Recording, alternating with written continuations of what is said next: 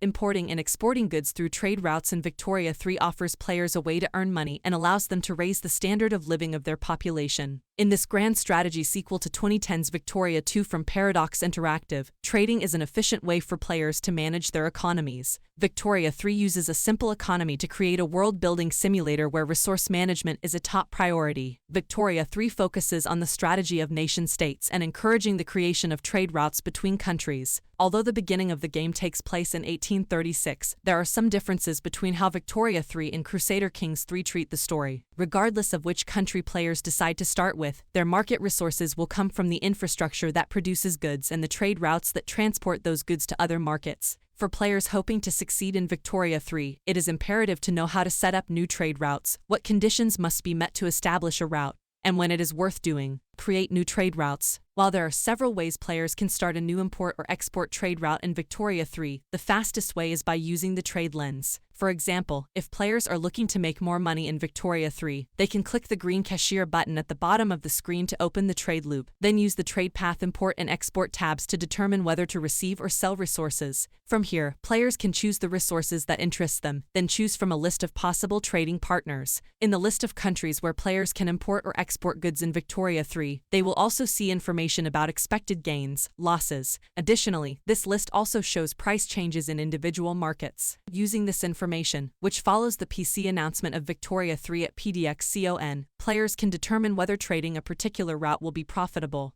When players choose an asset from the list of possibilities in Victoria 3, the trade route is created once the following conditions are met. First, players must have accumulated a certain number of bureaucracy points, which are obtained after building the government administration. Secondly, players must ensure they have the correct number of convoys, which are obtained by building ports. Once both criteria are met, players can form the selected trade route. As players try to raise the standard of living in Victoria 3, they should pay attention to the demands that companies have in different countries, as they vary depending on the situation. When players open the Trade Routes tab in the Market section, they will find a list of required imports and hints of what they can currently export. After clicking on the icon representing the goods, they are taken to a window where they can quickly embark on a trade route to meet these high standards. Players will likely find that there is no one-size-fits-all trading approach that guarantees success as they use diplomacy and economics to master the Victorian era in Victoria 3, as all nations in the game are different. Players may find it a profitable strategy to import goods identical to those produced in their home country, as it allows them to sell more expensive goods and buy cheaper versions in the foreign market.